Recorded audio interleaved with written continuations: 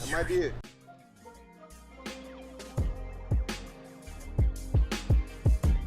What's going on, world? Jack of all spades, CLT, back like Jordan wearing the 4-5. Yes, y'all. I am the beloved one, DJ Spellman. To my left, the pride of Africa, Ken Wabibi. Yes, this is I, the pride of Africa, Ken Wabibi. I'm gonna shout out Virgin Islands today. The Virgin Islands today. IVI. Wagwan Shelton, Wagwan Shell. On my right, the boy, Banks on the beat. Yes, sir. What it is, what it do. Banks on the beat, Blue Water. 3700. Wilkinson Boulevard. The hub. Hey, put them in the game. Right. Put them in the game today. Yes, sir.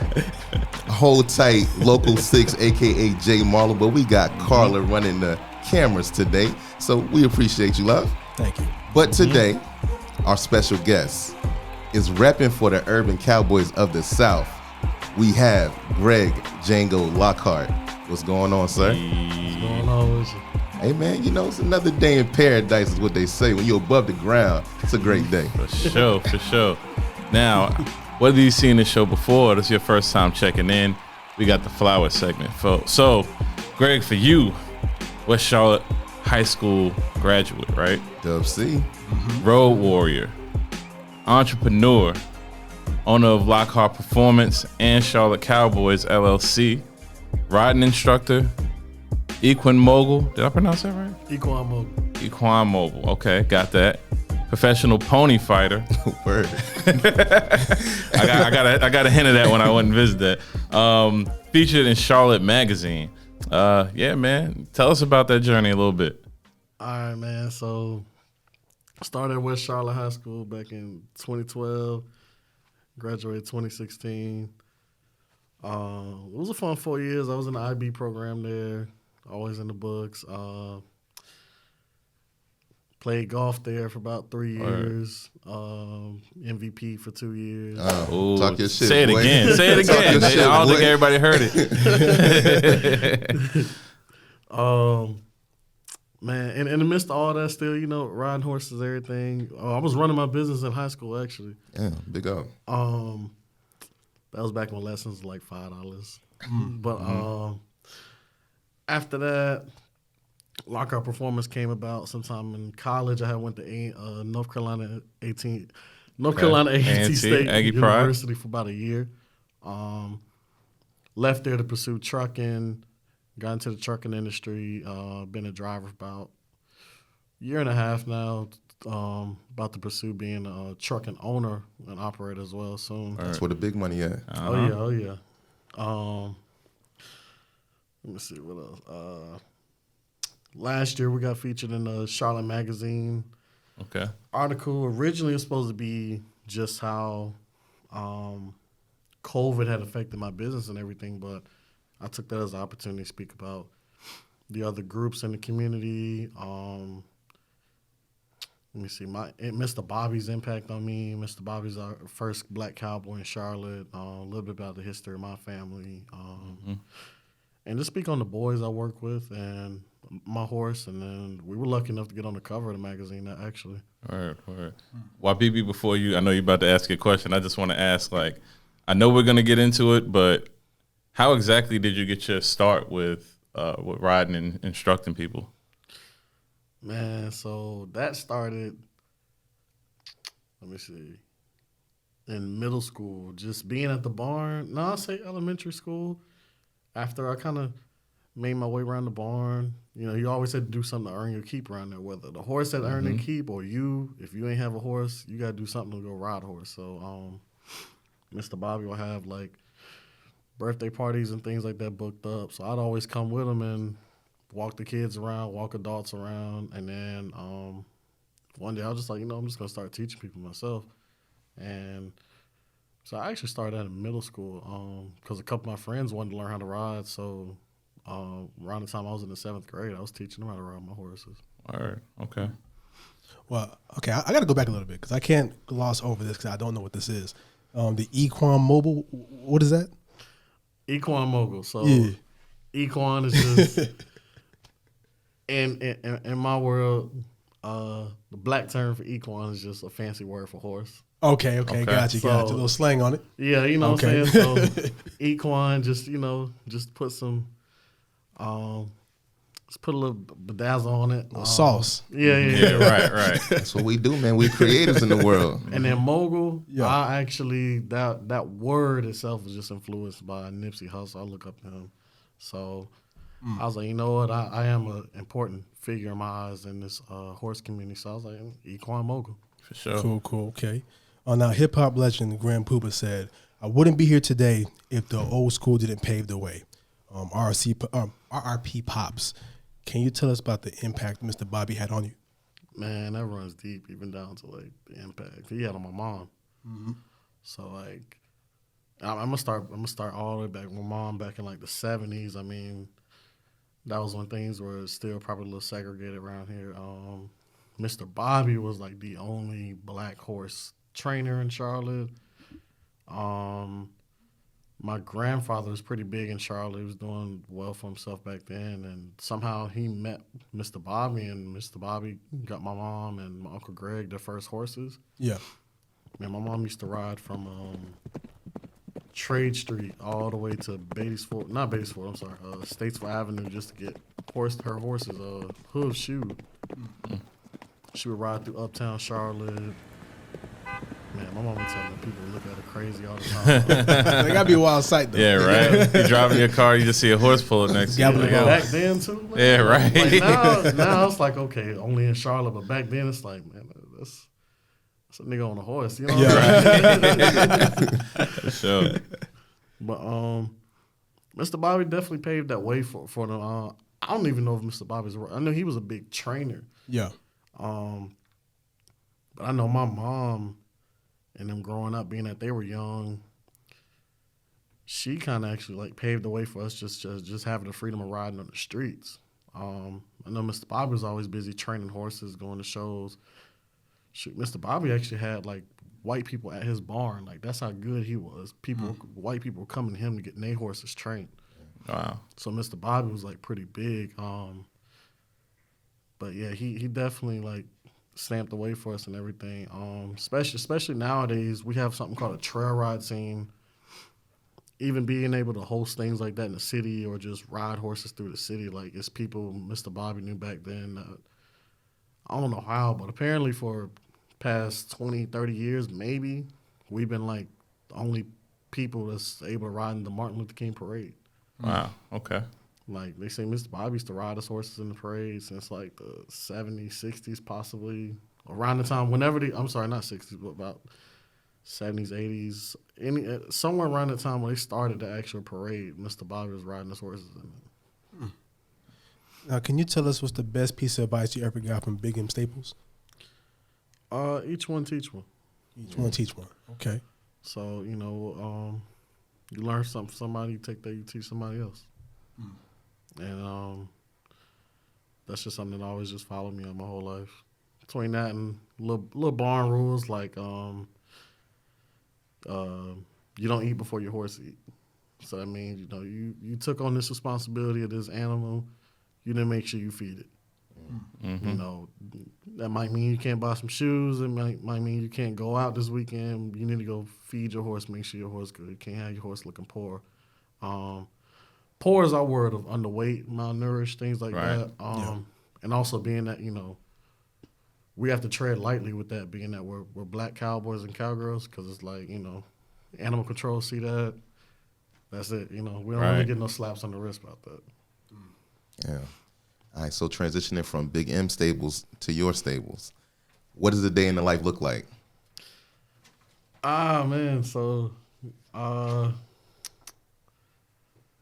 when I am actively at the barn on the weekend, because I do drive trucks during the week. I'd say getting up there early, do a little meditation on my horse. I take her out, brush her. We spend one-on-one time. Then we go over our little exercises. Like I tell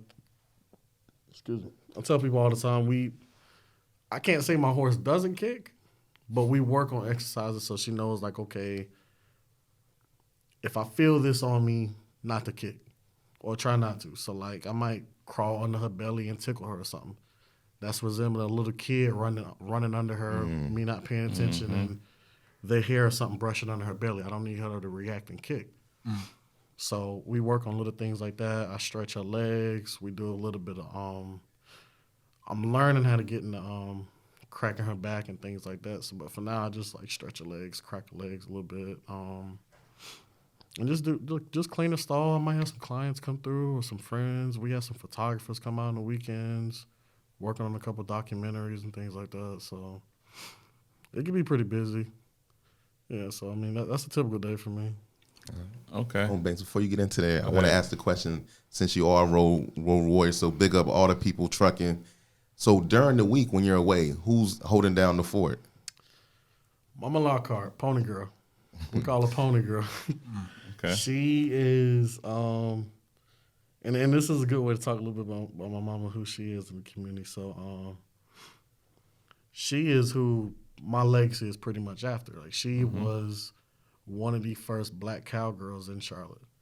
My mom is like that hood veterinarian. Like if your horse hurt and you ain't got a couple bands to spend at the vet, Come through. yeah, you know, come through. Girl. Get it right. $20, I got you. And of course, the hood remedy some witch hazel. I done seen her.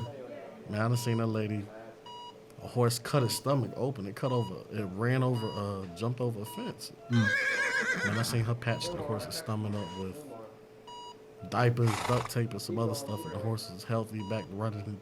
Crazy. A couple weeks later. We ain't have money for the vets to come out back then, so it's like, you know, we had to just kind of do our thing. But yeah, she takes care of old Libby for me during the week, and her horses are at a different stable. So we got 2 ponies in the university area. She takes care of them and like 8 other horses. Wow. Okay.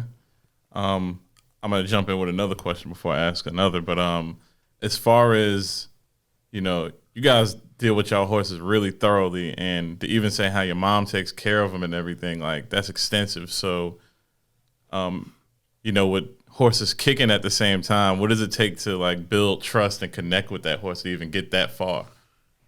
Man, so with that, I ain't gonna lie, some of these horses are some nuts. Some of them is just, I know you got that one that you told me about that was crazy, the white one that was in there that was bugging out. That was in the barn? Yeah, in the barn. Oh, yeah, man. Some of them, I think that's the one I was like, yeah, you can look, but don't touch. Yeah.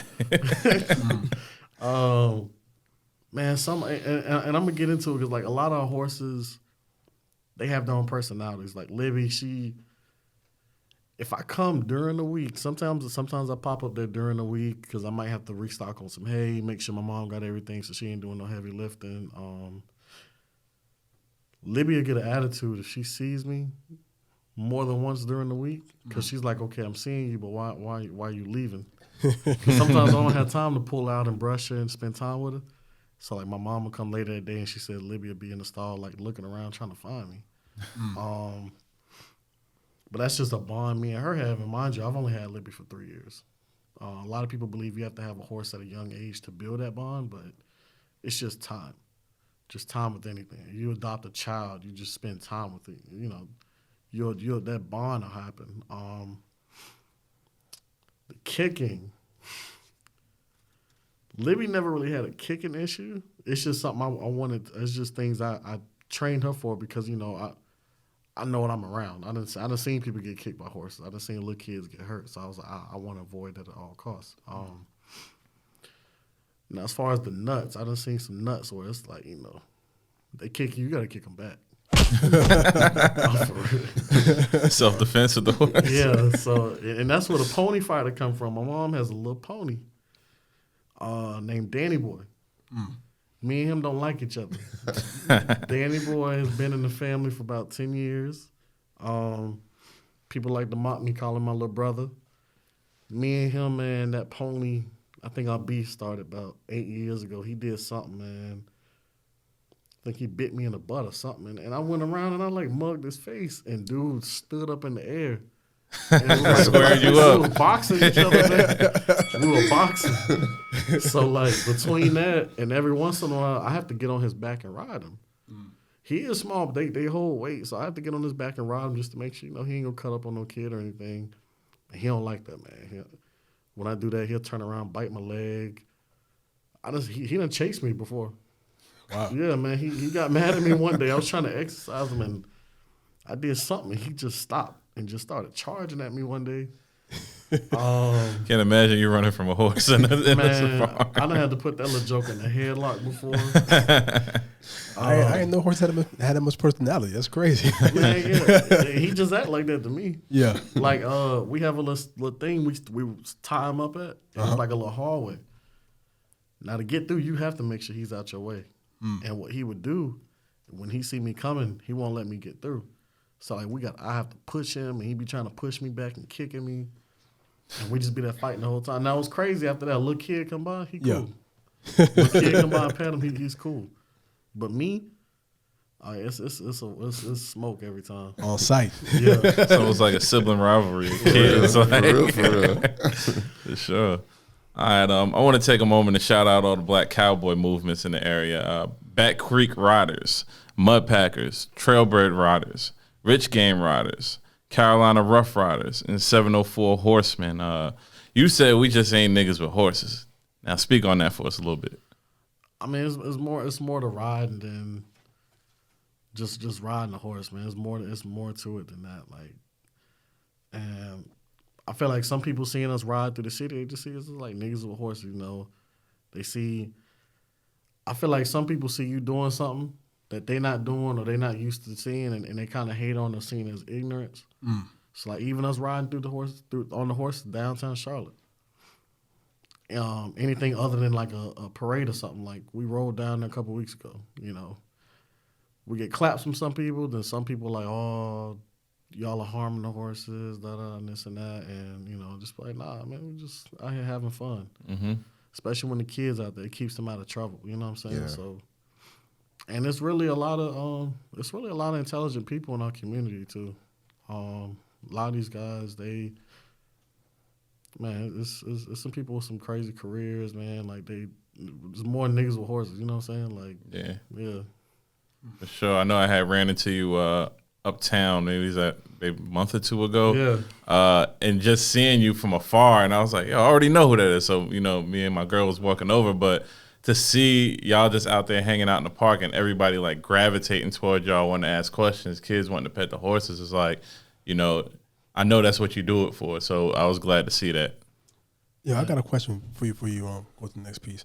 I'm noticing all these movements here.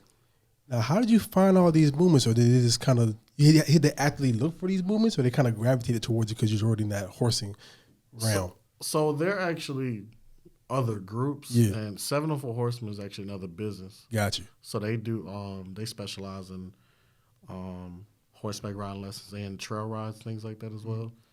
What's crazy is 704 Horsemen. I'll get into the other groups as well. 704 Horsemen is ran by Bingo. Bingo actually gave me and my mom, when she got back into horses, about 14, 15 years ago, he gave me my first horse. Wow. For the free. Bingo Bingo actually, he's a huge influence on me and who I am today, down to everything I do, trucking, down to just helping out kids. Everything I do is influenced by that man. Seeing he was a big truck driver, come up to the barn, nice cars, trailer. He was taking care of his people. Just the fact that he gave me a horse and my mom a horse. Sheesh. I was like, I want to do that. It wasn't even the money. It was just the freedom. It was just being able to help out other people. Yeah. So this is how I kind of incorporate what I do into the black community. Because it's like, I looked at what this man did, and I wanted to get there by any means. So I seen that he had the truck, he had the nice car, he had the house. Soon he had the riding facility. He had the trailers. Trailers are very expensive. A trailer you can sleep in that's good might run you 10 bands. Some of them about $100,000. On average, you spending about 30,000, 40,000 for one that you could sleep in and take about 4 horses with you. They're like RVs, but they're like RVs on wheels, but you hook them up to the back of your truck. So once you get involved with horses and you see all the necessities and things that you need, Yeah. you realize, all right, this ain't cheap. I can't get this from no regular job. I can't get this from working for somebody. So I looked at what he did, and I was like, okay, he's a truck driver. So I was like, I want to do that. So when I got old enough, I got my CDL, got into truck driving, started a business. So I was like, okay, boom. Now I want to own a truck. So because I got everything else. I got the nice truck, trailer, horse. Now I want the facility so I can do what he does and then also my dreams. So with that, what I learned from that, and I was like, wow, I really looked at what this man did and just followed in his steps. Whether even when I was in college, if I just stuck to my major, regardless, it would have all just led me up to That same point. getting to where he is. So a lot of young kids that get involved with horses, they look at the things that like I have, like the truck. They seen I got a nice truck at a young age. All these other things. I tell them all the time, I was like, man, I just want y'all to do something with your lives. You don't have to go to college, but as long as you do something, as long as you have some type of purpose, you know. One of them actually hit me up recently about wanting to learn about the trucking industry. And I was saying, man, it's nothing wrong with that. You know what I'm saying? So now he's looking at the things that I have and others have. Whether it's some horses are expensive, man. It's like some horses you can cost you about $10,000 and they just a baby because of the bloodline. So the bloodline determines the price of the horse. Sometimes, yes. Okay. Like Libby, I got her off of somebody that was flipping horses.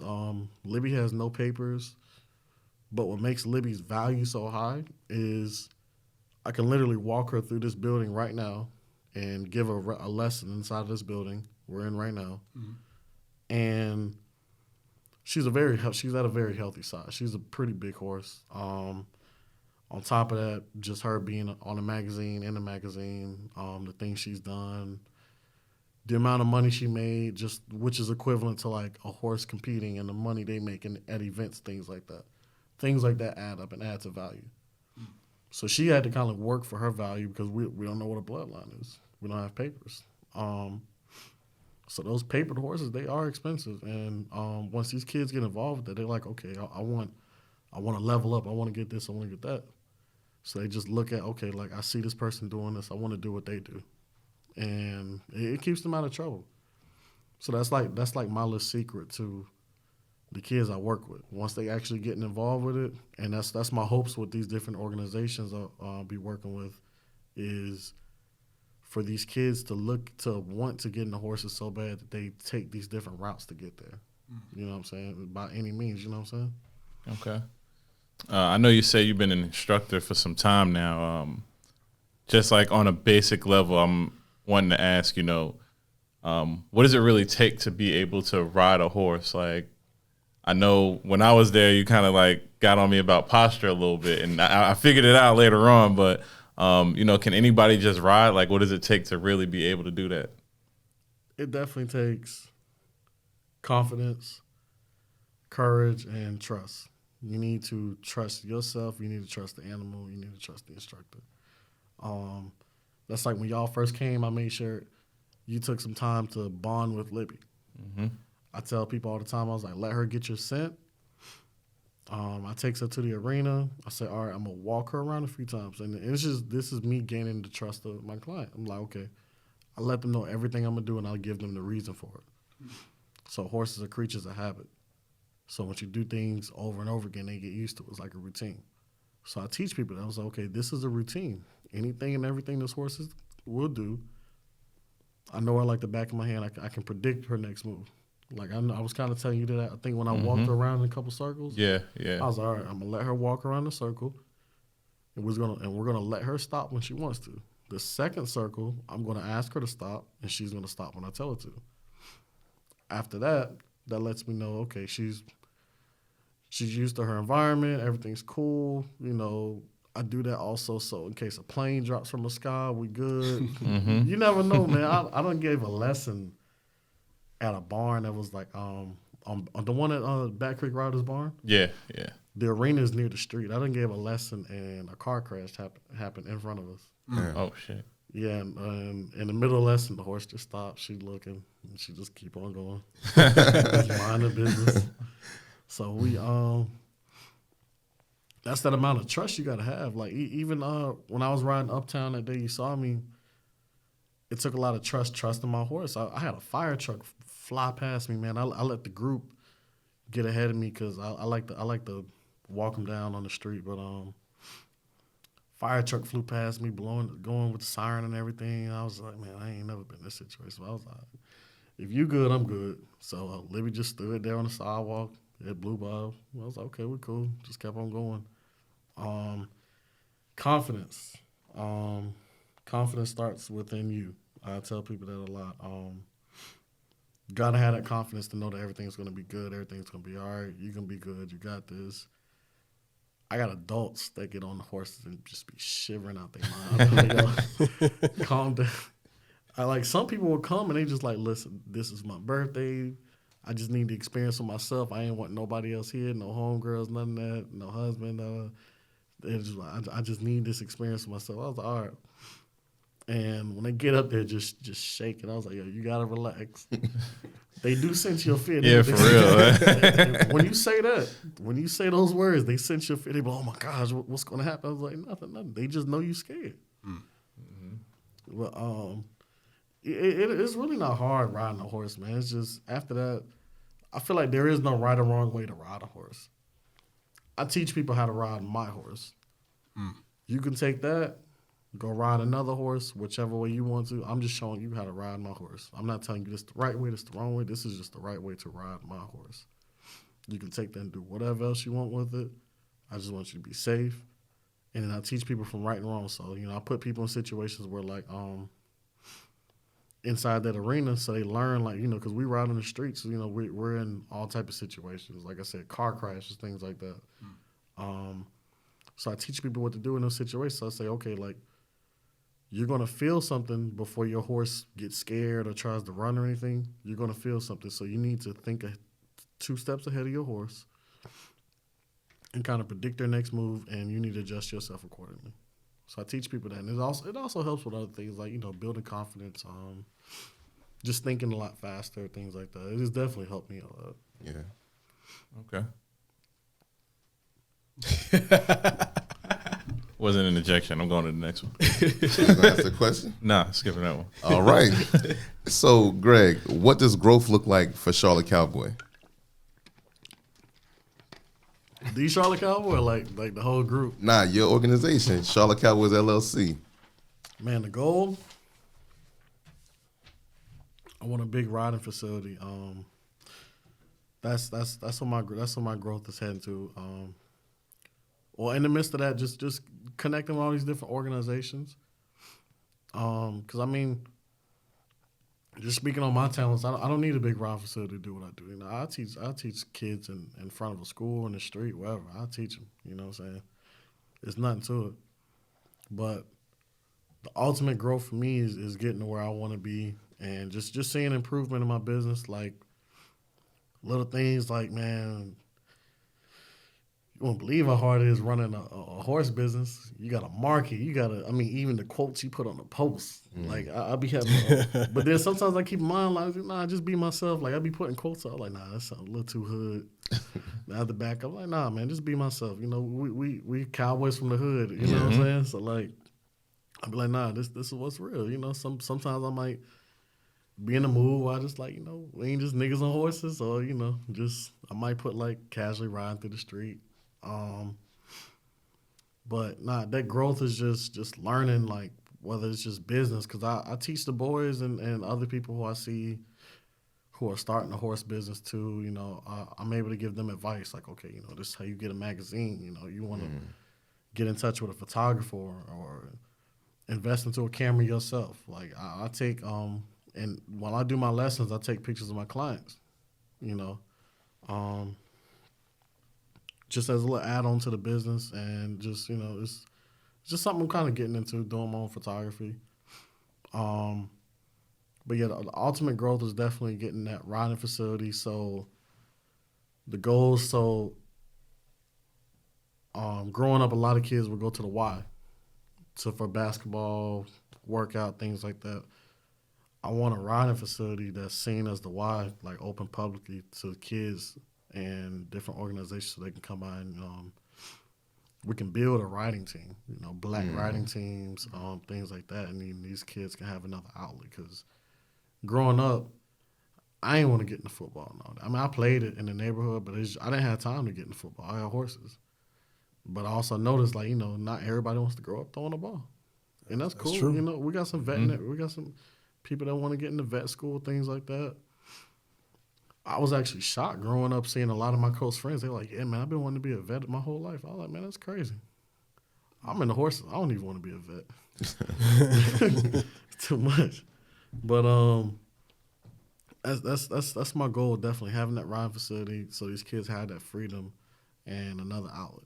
Where I feel like the trademark for sure should be we ain't just niggas on horses. Yeah. Go ahead and trademark that quick. That's dope though. But like, you know what? Hey, I ain't going to play ball on Sunday. I'm going to ride horses. Yeah, right. Brian, I ain't gonna lie. That's how some of the kids are. A lot of them play basketball. Yeah. And what's crazy is, man, we'll have an event come up because it's like two of them. One of them, he's homeschooled. The other goes to Hopewell. They're really good at basketball. I know one of them, he be going back and forth between, and because I'm in a group chat with the boys, their ages 10, my youngest is 10, all the way to 18. So I just be in there kind of monitor what they do because, they boys, make sure y'all ain't getting in no fights or nothing like that. Or I do stuff for them, like get their hoodies, things like that, help them with their logo, their brand, things like that. That's dope. So I kind of monitor them and I watch what they do and just see how they teamwork is, because they all come from different backgrounds. Whether one of them come from background like me, you grew up in the hood, things like that, Section 8 and all that. Or one of them, their family might be doing well for themselves. So like the ones that play basketball, man, we'll have an event come up and I'll see all the boys arguing, and then they're like, man, you need to go take care of the basketball tournament. They're like, man, you're going to miss out riding. You always miss out riding. Then they always come to some agreement, like, all right. Go handle what you got to do with the basketball tournament, and, we just all ride together next weekend or something like that. And I just see them have that type of teamwork. But, yeah, a couple of them actively do play basketball. They rather be with the horses, though. Mm-hmm. Yeah. Okay. All right, so we know the rodeos and competitions turn into big-ass parties. I need you to describe that scene for us. God, man. All right, trail ride. I always tell people the same thing. Trail ride is basically like Black Bike Week, but with horses. Your typical day at a trail ride, you come there, man, it's just nothing but thousands of black folks and horses. What's funny is, man, that's where, like, you might see one family, one or two white families come up, and you like, dang, that's some white people. like growing up, seeing my mama be like, look, Greg, some white folks. I just never understood that versus we going somewhere and we like, damn, we only black folks here, you know what I'm saying? Yeah. But, man, you got people from all over. Typically, our trail ride scene, East Coast Trail Ride Association, is just mainly focused on the East Coast. North Carolina, South Carolina goes all the way up to Maryland and Virginia. We have a couple Florida people come by. Georgia has their own scene. Georgia's now kind of collaborating with us and coming up here for our rides. We're going down to Georgia. But what a trail ride is not all of them have rodeos, but typically they do. Majority of them do have rodeos, which consist of different rodeo-style events. A trail ride is what it is, just you ride on the trail. But we call it a trail ride as a whole because you ride through the trail, you're cooking out, everybody eating together. At nighttime is everybody on the dance floor. Line dancing and everything. I mean, like, line dancing and drinking that creek water. You got to explain that. What is that? What is creek water? Creek water? Yeah. Oh, that's that moonshine. There you have it. And that hit different. Yeah, man. Like, that. Man, that's something you can wake up, you be drunk, Man, I done seen people waking up sleeping in horse trailers. Me myself, I done woke up on the back of a truck before. I done seen people pass out at that trail. I done rode a horse drunk out there at 2 or 3 o'clock in the morning. It get lit, man. It get lit. Personally, the biggest one I know of, or in my opinion, is the biggest one is the Ebony Horseman Rodeo, which is so big they had to cancel it this past year and the first year that COVID hit because the crowds would have just been too big. And they've been doing that for about maybe 10 years or 10 plus years. That is my favorite rodeo. It's in Shelby, North Carolina, right down the street from us. It get lit. They got a rodeo. I'm talking about people. You might have some people that actually compete out there, or you might have some people that just do it for fun. We race out there. That's where everybody Saturday little race beef at. Horse racing. Mm-hmm. All right. So with horse racing, you got like, me and somebody talking junk together. I'm like, all right, let's go line up on a dirt road or something. Now we do have some places where you actually like legit horse racing, like coming out of a chute. Yeah. But the horse racing we do is like a straight shot, 100 to maybe 400 or 350 yards max. And it's just straight shots. It's not No going around the curves. whole track. No. Okay. Now what's crazy is that is a lot of Mexicans are actually involved in that. I mean, guys that do drywall, painting in people's houses, demolition work. You wouldn't know these guys are packed. We all know that, they come here packed in one house, so everybody get their money up and move out and venture off. But Yeah. I've seen some families like that have $50,000 horses. Damn. I actually knew a family. They actually just bought a ranch last year or 2 years ago. And that was their living situation, but they had the most expensive horses at the barn. And they basically dominate the racing industry. Like, you might be a black family that's getting into the horse racing, but somehow along that line, you're dealing with somebody Hispanic. Whether you bought a horse from them, you getting advice from them, or they train your horse, along that line, you more than likely dealing with somebody Hispanic. I honestly have not seen anybody white at these races or involved in this. Typically just black folks and Hispanics. But it's a good sight to see because, it's just them are people too. You know what I'm saying? So it's a real good 100%. sight to see. Yeah, I got a question though. So these trail rides, what are the dates when this take place? And then the rodeo in Shelby, what dates that take place? That's always the third, The third? Weekend in August. But I have a schedule for the rest of the rides. I can get that to you. Oh, okay, bet. Yeah, I got to check that out though. Because they're all yeah, for sure. So I got to check out both of them joints because Shelby down the street. So That's true. there's one in Shelby coming up. So it's like it's not Ebony Horseman affiliated. Oh, it's it's not, another okay. one. But I mean, they ride still cool. Anderson Shelby is nearby. They ride should be in like May or April. Got you. I think that's being hosted by the Into Deep Riders, and then every other ride is in little places, little towns like Zebulon. But this is open to the public though. It ain't like this closed off you can members come- only. Yeah. Oh, okay. You can come on. Like what y'all guys doing there? Nah, Where your horse at? Nah, I invite my people all the time. Like, yeah, man, come through. Libby gonna be there. Come through. Bring your lady, bring your family, whatever. I invite people dope. all the time. You know what I'm saying? Some people come literally just to dance. No horses at all. They come just to dance. Got to bring my boots with me. I'm coming out there for sure. Segue. For sure. So, yeah, line dancing, bro. Got to tell us what that footwork hitting on. Oh, bro, I got no rhythm. Believe it. Everybody will tell you that, man. Everybody. They be like, Greg, you ain't got no rhythm, man. I can't believe that. Man, I don't want to hear that, man. You will not see me out there on that dance. You might see me with a drink in my hand on the outskirts, but doing a little two-step, but I ain't doing nothing else, man. Now I know we talked about COVID a couple times during the course of this podcast. I do want to ask though, how did COVID, affected your business personally, and how do you pivot during those times during COVID? So there are periods where when COVID is rising, where I kind of just shut down business for a little bit, just to protect my clients, things like that, because I'm exposed to a couple of kids, so I kind of just shut down business for different periods of times. Like when this Omicron thing was on the rise, when the Delta was on the rise, I shut down around that time. But initially, being that it's outdoors, an outdoors activity, a lot of people, when COVID did start, a lot of people did want to do that because I mean they wanted to get out the house. Yeah. So it was just something else for them to do. Like, man, it's crazy how many black folks have just been supporting the business between like the past 2 years.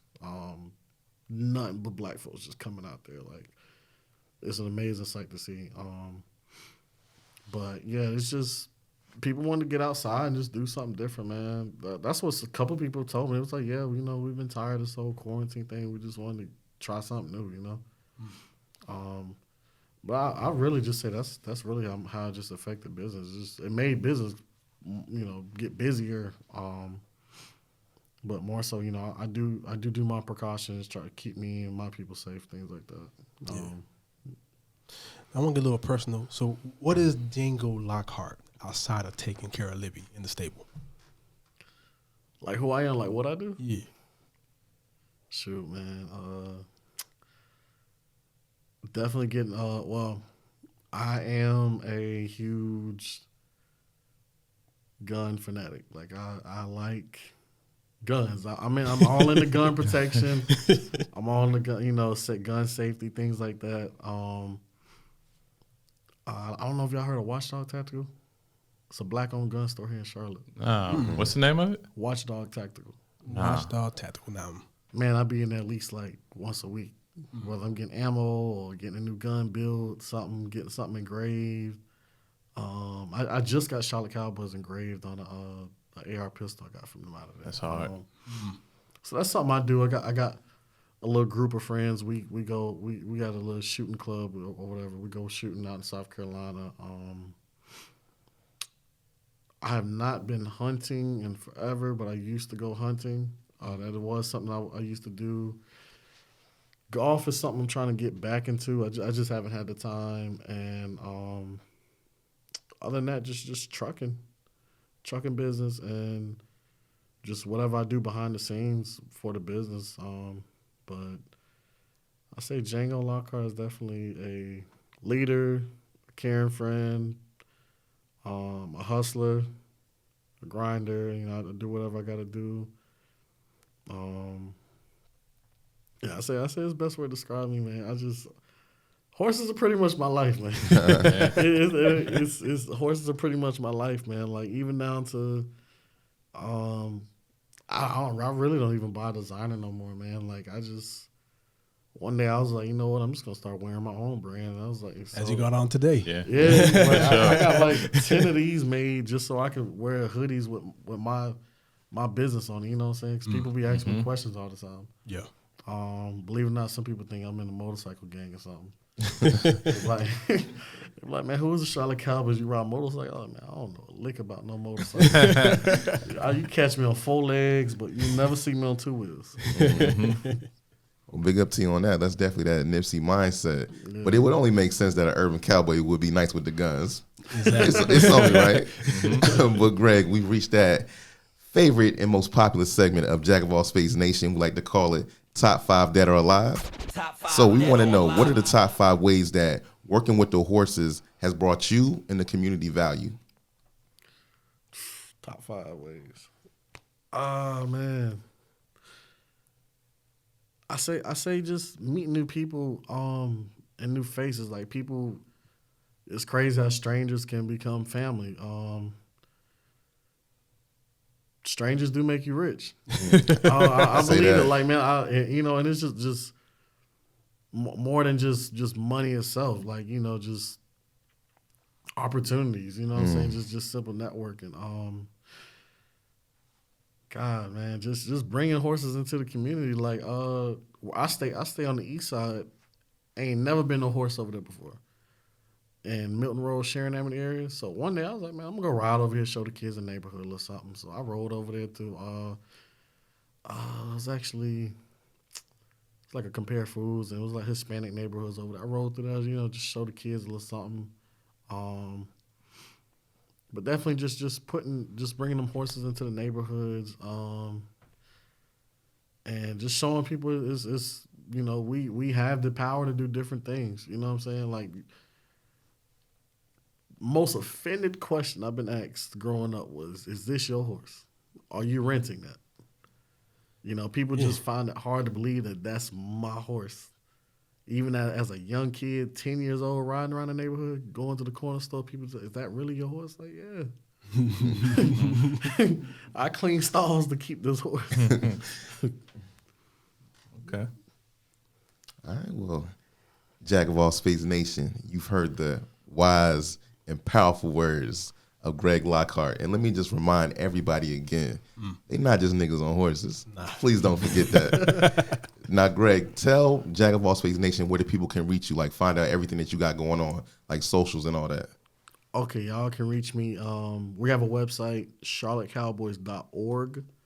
And you can also reach us on Instagram at Charlotte Cowboys. My personal is at The Charlotte Cowboy.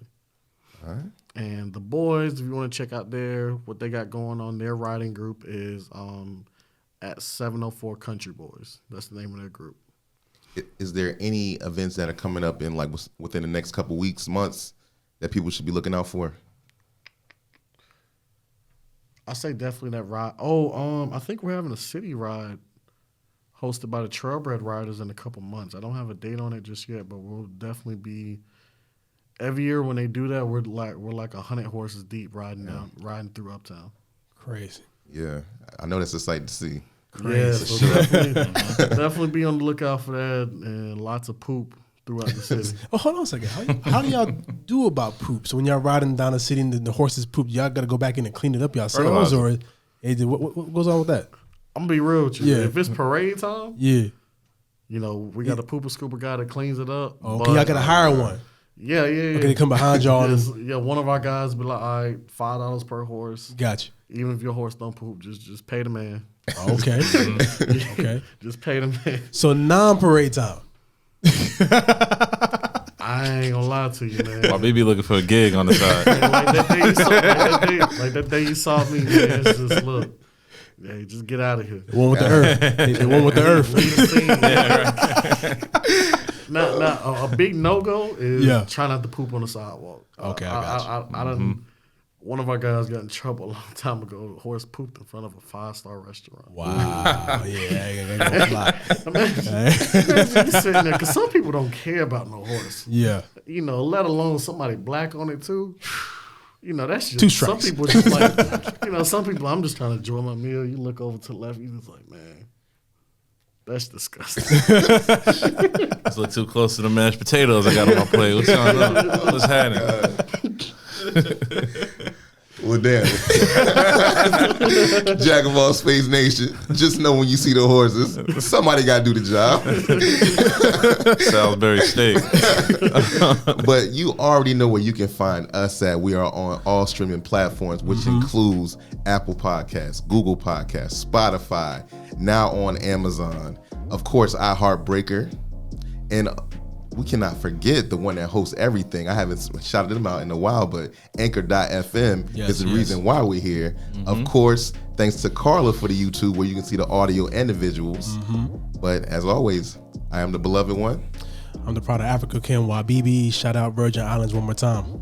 Blue Water Banks, Fat Boy Tires. And we had the pleasure, Django Lockhart. Any parting words for the people?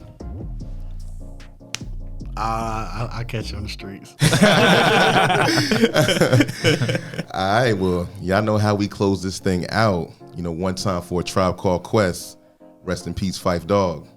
Tell your mother, tell your father, send a telegram, and we out.